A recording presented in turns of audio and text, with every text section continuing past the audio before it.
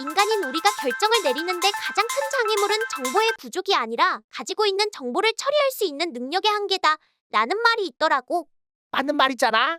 그런 제한적 합리성을 가졌기 때문에 자신의 정신적 능력을 경제적으로 사용하기 위해 인간은 지름길을 발달시킨다고 하지. 이번에는 어떤 법칙이 있나요? 구독, 좋아요 해주세요.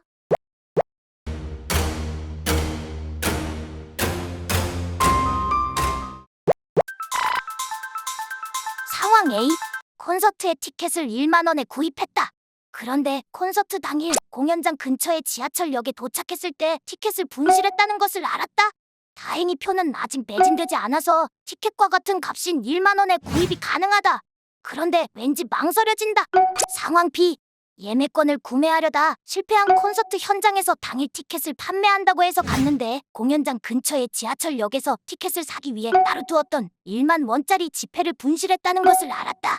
지갑에는 1만 원 지폐가 하나 더 있어서 티켓을 살 수는 있지만 왠지 망설여진다. 당신이 두 상황에 각각 처한다면 어떻게 하겠는가? 실험 결과 대다수의 사람들이 상황 A의 경우에는 티켓을 사지 않는다 고 대답한 반면 상황 B의 경우에는 티켓을 산다 고 대답하다는 것으로 밝혀졌다. 대다수의 사람들이 사실 경제적으로는 전혀 차이가 없음에도 불구하고 두 경우에 완전히 다른 결정을 한다.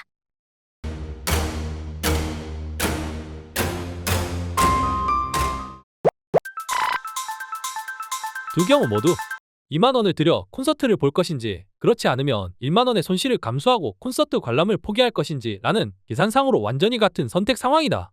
그러므로 경제적인 요인 이외에 어떤 요인이 자신의 선택에 작용을 했는지 분명히 해야 한다.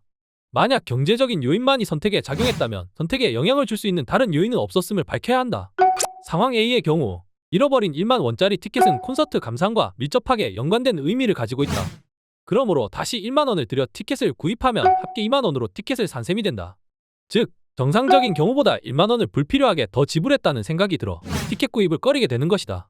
상황 B의 경우 1만 원을 잃어버렸다는 사실은 콘서트 감상과는 상관없이 우연히 발생한 금전적인 손실이라고 생각된다. 그 때문에 티켓을 구입하는 데 드는 비용은 정상적으로 1만 원이라는 생각을 한다. 분실한 1만 원과 티켓은 별개의 계산으로서 마음속에 등록되어 있다. 마음의 회계부는 개인들이 어떻게 그들의 돈을 특정한 목적을 위해 할당된 다른 계좌나 범주로 분리하는지를 설명한다. 이는 사람들이 어떻게 그들의 돈을 인지하고 지출하고 저축하는지에 영향을 미친다. 일상생활에서 사람들은 종종 수입과 지출을 다양한 범주 또는 계좌로 분리한다. 예를 들어 개인들은 한 계좌에는 월세 또는 주택담보대출, 공공요금, 식료품비, 다른 계좌는 저축 또는 투자를 한다. 그리고 또 다른 계좌로 오락과 외식과 같은 재량적 지출을 한다. 마음의 회계부 현상은 개인이 필요한 비용과 저축에 자금을 할당하는 것을 나눔으로써 재정을 관리하는 것을 돕는다. 행제 같은 경우가 해당되겠네요. 맞아. 직장에서 보너스나 세금, 환급 같은 예상치 못한 횡재를 했을 때 그 돈은 마음의 회계부가 작동해 평소와 다르게 쓸 수 있는 거지. 그래서 그 돈은 추가나 횡재로 보고 휴가 중에 탕진하기도 하는 거군요. 그것도 세상의 법칙이구만. 교양 플러스 AI 플러스 4차 산업혁명의 시대, 인공지능의 시대. 교양에도 AI의 협업이 필요하다. 오늘의 교양을 AI에게 물어서 더하고 AI로 상상력의 미래를 그렸다.